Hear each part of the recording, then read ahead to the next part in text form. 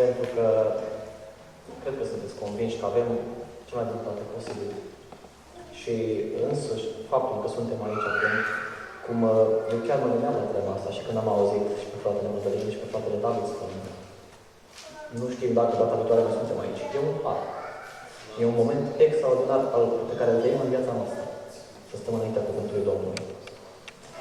Pentru că timpul care ne stă înainte nu este foarte lung, am să scurtez puțin textul pe care vreau inițial să citesc.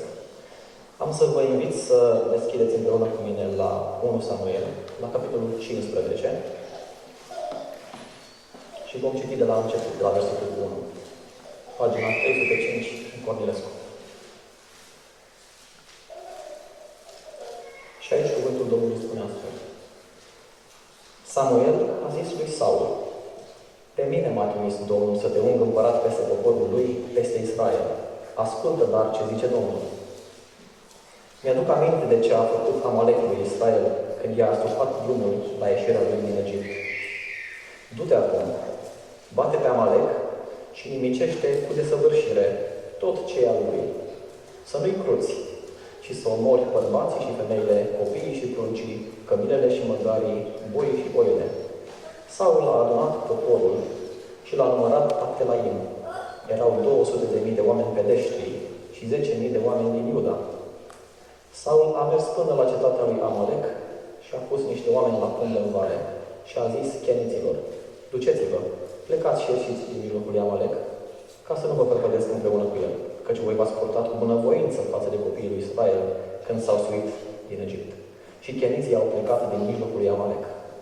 Saul a bătut pe Amalek de la Havila până la Shur, care este în fața Egiptului.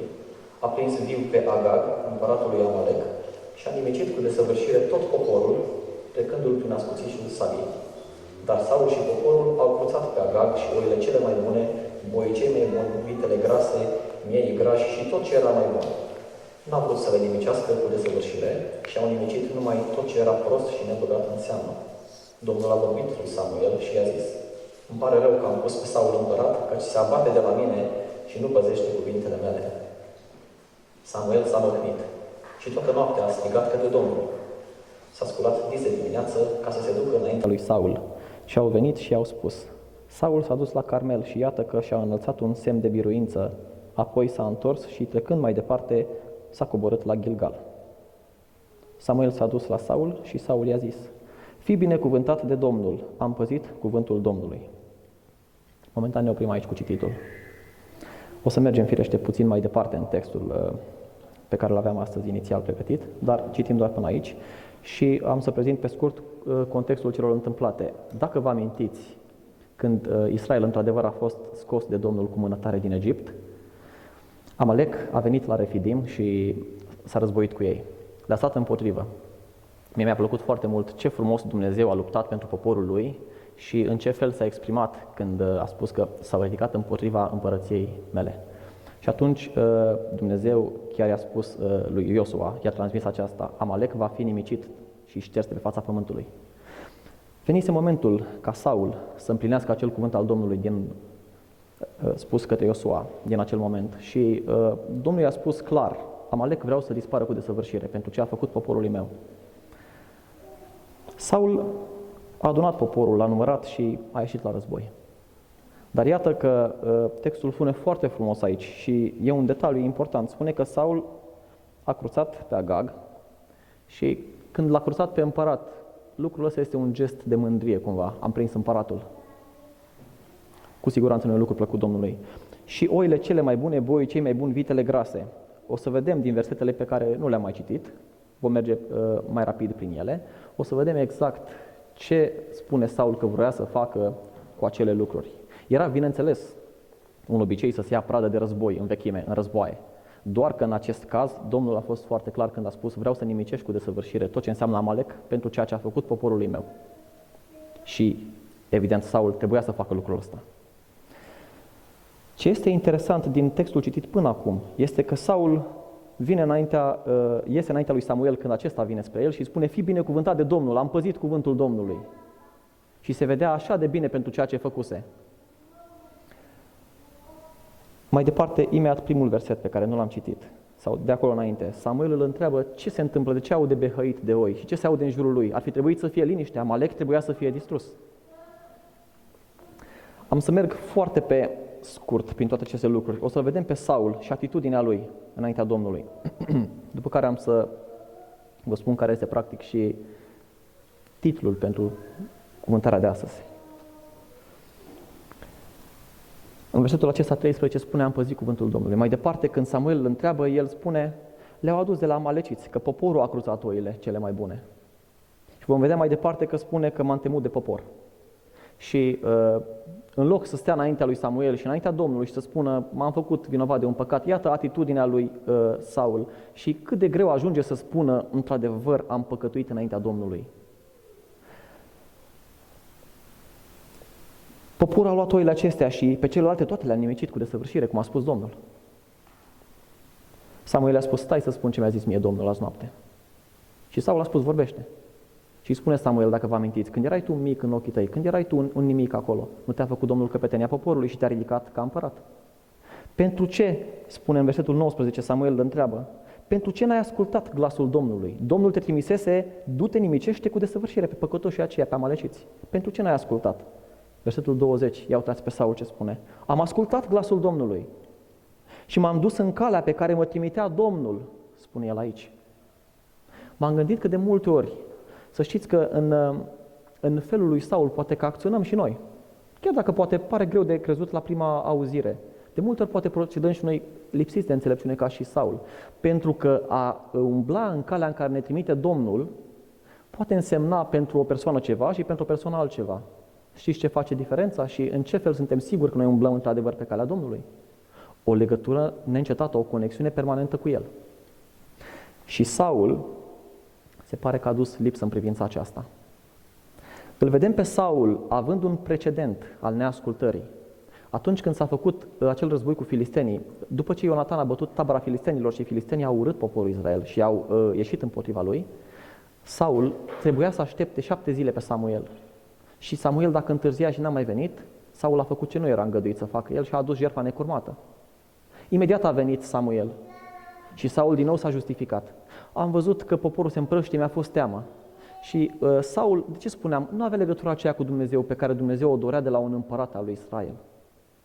Saul, în loc să se sprijoane pe Dumnezeu, în loc să-L întrebe pe Dumnezeu prima oară: Doamne, iată, nu-mi vine Samuel, ce să fac în situația de față? Mi-e teamă de filisteni, poporul pleacă. S-a gândit să facă el lucrul ăsta singur, să aducă el jertfa și Samuel îi spune: ai lucrat ca un nebun. Deci neascultarea aceasta nu este în acest text, să zic așa, pentru prima oară la Saul. Saul nu a procedat cu înțelepciune și Dumnezeu, vedem acum în versetele care urmează, Dumnezeu a acționat în privința lui. Vedem o consecință împotriva lui Saul. Eu când eram copil și citeam despre el, mă gândeam, parcă a fost Dumnezeu prea dur cu el. De ce n-a mai dat o șansă?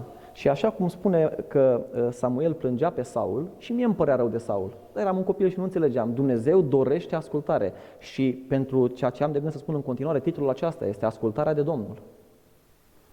Vedem un exemplu negativ la un împărat al lui Israel, un împărat ales după voia poporului. Un împărat ales, ați văzut cum era Saul, statură înaltă. Nu era nimeni ca el. Era tânăr voinic, frumos, înalt. Și Israel poate a zis: avem un împărat adevărat. Cum spuneau ei, vrem un împărat cum au toate popoarele, un împărat să ne reprezinte. Domnul a ales mai departe, vă amintiți, un copilaș cu fața frumoasă, cu păr bălai, un David. Dar îi spune și lui Samuel: să știi că eu mă uit la inimă când aleg împăratul lui Israel. În versetul 21 spune Saul: poporul a luat din pradă și din ceea ce trebuia nimicit cu desăvârșire ca să-l jertfească Domnului Dumnezeului.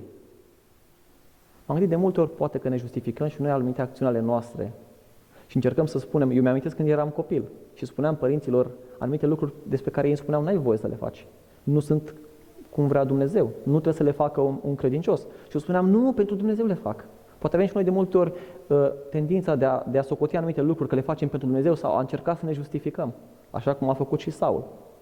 Nu știu dacă vă sună cunoscut. Eu am încercat, mărturisesc fără rușine. Am încercat de multe ori să atribui anumite lucruri care nu sunt în regulă. Să spun: le fac pentru Domnul, numai ca să scap repede înaintea părinților sau... Versetele cheie din acest capitol 15 din 1 Samuel sunt 22 și 23. Răspunsul pe care îl dă și care este menit și îi deschide în final și mintea lui Saul. Samuel i-a zis: îi plac Domnului mai mult arderile de tot și jertfele decât ascultarea de glasul Domnului? Ascultarea face mai mult decât jertfele și păzirea cuvântului său face mai mult decât grăsimea bebercilor. Căci neascultarea este tot așa de vinovată ca și ghicirea și împotrivirea nu este mai puțin vinovată decât închinarea la idol și terafim. Fiindcă ai lepădat cuvântul Domnului, te leapădă și el ca împărat. Spuneam, mi se părea de multe ori poate prea dură decizia Domnului.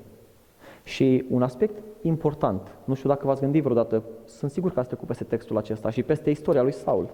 În capitolul 13, în primul verset, se spune așa: Saul era în vârstă de 30 de ani când a ajuns împărat și a domnit 2 ani peste Israel. Dacă mergem puțin la Ștefan Martirul, în istorisirea pe care el o face premergător morții lui, amintește și despre domnia lui Saul și spune că a fost aproape de 40 de ani. De ce dar spune nu Samuel că doar 2 ani? Între cei care interpretează Biblia, între cronicari, poate, nu știu cum să mă exprim exact, au fost discuții în privința asta, bineînțeles. Eu m-am gândit la un lucru.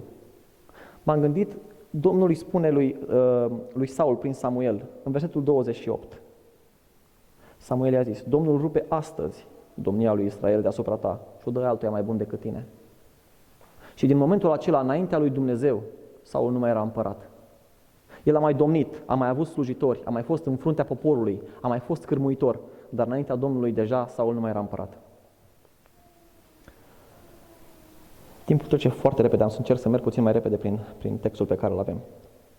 Aș vrea să mergem să ne uităm la consecințele neascultării. Pentru Saul a fost destul de greu de acceptat, el n-a mai fost împărat și totuși a încercat cu sila, a încercat să-l omoare pe David, s-a împotrivit cu bună știință Domnului. Dar Dumnezeu de fiecare dată l-a scăpat pe David pentru că avea un plan să-l facă împărat. Vă amintiți prin câte a trecut David, chiar după ce a fost uns de Samuel, cât a așteptat el pentru a fi într-adevăr recunoscut împărat de popor, la Hebron mai întâi și apoi peste tot Israelul. Câtă răbdare a avut și cum a reacționat când Saul a fost omorât și cum a reacționat față de omul care a mărturisit că l-a omorât pe Saul. Și a spus: nu ți-a fost rușine să atingi de unsul Domnului, cum ai putut să faci lucrul ăsta? Și David l-a recunoscut pe Saul ca și împărat, ca și unsul Domnului până în ziua morții lui și a lăsat pe Domnul să facă dreptate, o lecție de învățat pentru noi. Dumnezeu e Cel care face dreptate în toate lucrurile. Mă gândeam și la Adam. Adam se seamănă foarte mult în neascultarea lui și să știți că de multe ori poate credem că dacă suntem copiii Domnului, anumite neascultări pot trece ușor cu vederea de către Domnul sau poate ne gândim: am mai greșit eu un pic astăzi, dar văd că Dumnezeu nu m-a pedepsit, am scăpat. Nu e neapărat așa. Vă amintiți că Adam a primit instrucțiuni clare de la Dumnezeu. Și atunci când Satana a venit și a amăgit pe Eva, i-a spus: oare chiar a spus Domnul că vei muri? Eu zic că nu vei muri. Ei au mâncat, au trăit, nu au murit. În ochii lor, cel puțin. Au murit din punct de vedere spiritual. Cum spuneam și de Saul, înaintea Domnului el era lepădat. El era încă, din punct de vedere fizic, era pe tron, se așeza, era împărat cu coroana pe cap. Dar înaintea Domnului el nu mai era împărat, era lepădat. Domnul avea deja împărat pe David și îl pregătea și îl învăța răbdarea și îl învăța ce înseamnă să fie împărat cu adevărat. Și îl pregătea pentru momentul în care urma să urce și el pe tron. O consecință iarăși în privința lui Saul. Vedem și la Saul, și vedem și la David, și la împărații viitori ai Israelului. Întrebau pe Domnul când era ceva: Doamne, să mă sui? Doamne, să mă duc? Saul a avut de 2 ori această întrebare și Dumnezeu, cel puțin de 2 ori menționează Biblia și Dumnezeu nu i-a răspuns nimic. Îl vedem întâi lucrând ca un nebun în capitolul 13 și apoi îl vedem când se duce și întreabă o vrăjitoare care ridica din pământ pe cei care erau morți. Și e trist. De multe ori ne gândim poate că nu ne alegem nici noi cele mai bune decizii și nu știm, adică nu știm. Eu cred că știm, dar alegem să nu mergem acolo unde trebuie, atunci când avem o problemă cu adevărat. Eu știu, problema lui Saul era mare. Știa că urmează un război, nu știa ce se întâmplă, vroia să întrebe pe Domnul, dorea un lucru bun. Domnul s-a depărtat, Samuel îi spune: de ce mă întrebi pe mine dacă Domnul în sine s-a depărtat? Tu trebuie să rezolvi problema mai întâi cu Dumnezeu. De multe ori, și uitați-vă la Saul iarăși, îi spune lui Samuel în versetul 25: acum te rog, iartă-mi păcatul, întoarce-te cu mine. Cred că prima oară Saul trebuia să spună: Doamne, Tu trebuie să-mi ierți, Dumnezeule, ce ți-am făcut? Am greșit. Nu ține cont de treaba asta, iartă-mă că sunt un Saul, sunt un om. De multe ori poate și noi, în dorința noastră, spunem prima oară: iartă-mă, cui nu-i trebuie. Prima oară trebuie să reglăm în primul rând lucrurile înaintea lui Dumnezeu. Pentru că cine nu este reglat cu Dumnezeu, cum poate să se regleze cu un om? Și invers, cine nu e reglat cu un om, cum se poate regla cu Dumnezeu? Domnul se îndepărtează de Saul. Ați văzut în viața noastră momente în care, în viața dumneavoastră, eu am văzut în viața aia momente în care sunt convins că n-am fost cum trebuia, n-am fost neapărat în conformitate cu voia Domnului și mi-am permis să fac lucruri despre care Domnul mi-a fi spus, mai bine nu le făceai. Și am simțit că nu mai am același răspuns de la Domnul, nu mai am aceeași putere, nu mai am aceeași înțelegere a Scripturii. Mă puneam înaintea cuvântului și citeam și îmi dădeam seama, mi se încurcă mintea, nu reușesc să descifrez ce spune Domnul aici. Pentru că, într-adevăr, Domnul poate era supărat pe mine și era cu siguranță, pentru că nu trăiam în rânduială. A putea să înțelegem, a putea să facem voia Domnului, înseamnă a fi în continuu. A înțelege voia Domnului pentru a o împlini, înseamnă a fi în continuu legați de El. Nu se permite niciun fel de întrerupere. Domnul să ne ajute la lucrul ăsta. Foarte rapid am să amintesc câteva alte exemple de neascultare. Sunt foarte multe, dar am ales câteva. Am ales câteva care sunt sugestive în Scriptură. Ne uităm la Moise. Moise a fost un om în grațiile Domnului. Spune că n-a mai fost niciun om pe pământ, Scriptura, căruia Domnul să-i vorbească gură către gură. Moise a fost acela. S-a luminat de prezența Domnului și a coborât în fața poporului. Moise a experimentat ceva, a avut curajul acela să spună, Doamne, arată în slava Ta. Mie mi-ar fi teamă. Nu mi-e rușine să o spun. Mi-ar fi teamă pentru că mi-ar fi teamă că aș muri. Eu știu că Domnul e Sfânt. Și cu toată încrederea și nădejdea pe care o am în El, eu știu că înaintea sfințeniei Lui încă nu pot sta. Trebuie să fiu schimbat în ziua aceea, când va veni ea. A fi în grațiile Domnului nu-ți dă dreptul nici măcar o dată să n-asculți. Moise n-a avut prea multe greșeli. Cel puțin Scriptura nu ne spune. Dar a venit momentul în care n-a ascultat și n-a făcut ce a spus Domnul. Vorbește stâncii și ea va da apă. Și vă amintiți de Moise cu toiagul ce da, ascultați voi răzvrătiților, dă în stâncă.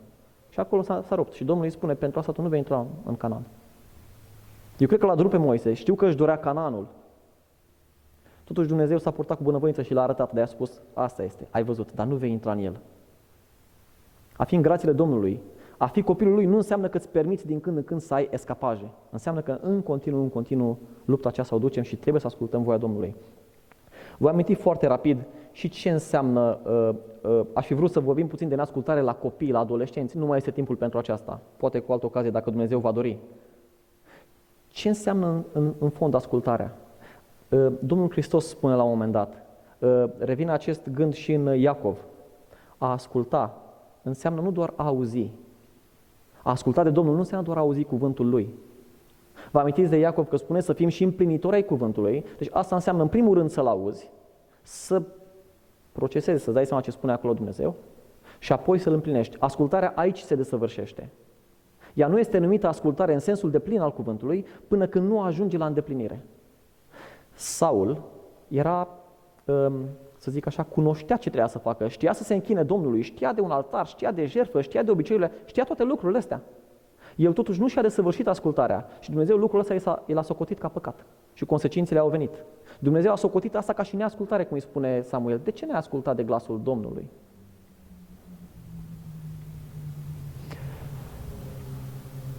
Ascultarea, iarăși, nu trebuie să fie doar ceva ocazional și la nevoie, cum poate obișnuim. Eu vorbesc din punctul meu de vedere. La cele mai mari nevoi ale vieții mele am avut momente grele în viață. Și înainte de a mă căsători și mai ales după. Momente în care am zis, tată, eu nu mai știu pur și simplu ce să mai fac. N-am nicio scăpare. Nu știu, să mă duc la tata, nu mă înțelege. Să merg la mama, nu mă înțeleg ei. Vor da cu pietre mine. Ce să zic, cui să zic? M-am pus la pământ înaintea Domnului și m-am rugat. Numai acolo am găsit liniștea. Dar m-am gândit și, nu doar atunci, ci de mai multe ori, nu trebuie așa, ca un copil care vine doar din interes. Tati, mai ai 5 lei? Da, tati. Dă-mi 10, te rog. Ia 15. Apoi nu mai am relație cu copilul până când tati mai dăm 15 lei. Cu Dumnezeu trebuie să avem o legătură în continuu. Ascultarea trebuie să fie o practică, un mod de viață. Și timpul s-a dus foarte repede. Am să citez din Psalmul 81, de la versetul 13 până la 16. Am uitat în ce fel se exprimă prin gura psalmistului Dumnezeu. O, de m-ar asculta poporul meu, de ar umbla Israel în căile mele. Într-o clipă aș înfrunta pe vrăjmașilor. Mi-aș întoarce mâna împotriva potrivnicilor lor. Cei ce urăsc pe Domnul l-ar linguși și fericirea lui Israel ar dăinui în veci. L-aș hrăni cu cel mai bun grâu și l-aș sătura cu miere din stâncă. Ascultarea de Domnul ne face fericiți. Slavă Domnului pentru lucrul ăsta. Ați văzut cât de multe ori e cel mai greu să asculți tocmai sfatul Domnului, pentru că ni se pare că parcă ne limitează în anumite privințe. Și în special cei care sunt întorși de curând la Domnul realizează cât de multe lucruri nu mai pot face. Unii o ia spre bucuria lor și spun, slavă Domnului că am înțeles, pentru alții e motiv de a da înapoi. Cum să nu mai pot să fac treaba asta? Ce e greșit în a mă vedea și eu cu prietenii mei din lume? E greșit. Tovărășia lor e greșită, nu se poate. Și el este om. E greșit. Și multe alte exemple le pot continua. Eu m-am despărțit extrem de greu de prietenii mei din liceu, cu care am făcut atâtea năzbâtii, de care nu sunt mândru. Slavă Domnului că m-a păzit de lucruri grele. Dar a plecat de la ora a chiuli și a jucat biliard am făcut de multe ori. Și a face numele părinților de rășune de multe ori în liceu. Extrem de greu mi-a fost să mă uitam la el și zic, el e prietenul meu, colegul meu, ce e atât de greșit să mă mai duc cu el un pic, să mai dau, doar joc biliard, nu fac nimic, nu mă duc la club sau altceva. O justificare ca și Saul. Pentru mine e extrem de greu să înțeleg totuși când Dumnezeu vine și spune în față, când trimite pe Samuel și spune în față, iată ce ai făcut, să te mai justifici înaintea Domnului. Dumnezeu să ne ajute să fim sinceri înaintea Lui. Și din experiența mea și sunt sigur că și din la multora dintre dumneavoastră, poate chiar toți, să dea Dumnezeu să fie așa, am văzut că atunci când ne zmerim înaintea Domnului și spunem, Tată, da, înțeleg total că n-am făcut ce trebuie, Dumnezeu imediat acționează și îmbărbătează și șterge și uită. Dumnezeu șterge și uită, slavă Lui. Nu ține cont de lucrurile astea. Ascultarea de Domnul, acesta era titlul. Ascultarea de Domnul înseamnă a fi fericit. Chiar dacă înseamnă a renunța la lucruri care par să ofere anumite fericiri. Lucrul ăsta este fals, să știm. Ascultarea este un mod de viață pentru un copil al lui Dumnezeu, pentru un om credincios. Nu este doar ceva ocazional, la nevoie, ca și rugăciunea Dumnezeu să ne ajute să ne rugăm din ce în ce mai mult și să stăm în legătură cu El. Pentru că e extrem de important. Neascultarea are consecințe chiar dacă nu vedem. Chiar dacă ne gândim că poate suntem în grațiile și în harul Domnului. Chiar dacă noi credem că Dumnezeu ne iubește, n-ar putea să facă Dumnezeu treaba asta, ba da, o face. Iată pe Moise, cum nu a văzut țara Canaanului. O dorință mare a lui, sunt convins. Iată-l pe Saul cum pierde împărăția. Ne uităm la David, un alt exemplu. David împăratul care, neglijând un aspect pe care încă n-am apucat să vorbim, neascultarea, spuneam, a copiilor, neglijând un aspect important, disciplina copiilor, și a pierdut. Și a avut răzvrătit pe Absalom, uitați-vă la Amnon și toate cele. Aspecte minore și a fi în grațiile Domnului, a ne bucura de experiențe cu Domnul nu înseamnă gata, am scăpat. De azi înainte ne mai permitem că tu ai scăpat, dar Dumnezeu e dragoste și bun. Dumnezeu cere ascultare. Dumnezeu dorește ascultare în fiecare clipă, în fiecare moment. Fraților, îmi doresc și mă rog ca Dumnezeu să facă, ca fiecare dintre noi care suntem aici, să înțelegem treaba asta în orice clipă. În special când este cel mai greu. În special când e momentul în viață când ai deciziile cele mai grele, când treci prin cea mai mare greutate. Nu când e bine. Când e bine e ușor să asculți. E foarte ușor. N-ai nicio greutate. Când este cel mai greu, atunci e cel mai greu să te duci la Dumnezeu. Când Saul a văzut că vin filistenii, s-a gândit, aoleu, mor. Repede, jertfa, tot ce trebuie. A lucrat ca un nebun. Iată pe Iosua că s-a amintit de el. A ajuns până să spună, soarele, trebuie să te oprești. Eu trebuie să câștig aici. Trebuie să apăr Gabaonul și să învingem cei 5 împărați. Pentru că a crezut până la capăt că Dumnezeu este biruința Lui. Dumnezeu este biruința noastră, slavă Lui. Fraților, ascultați de Domnul. Mă strădui și eu la fel de mult. Amin.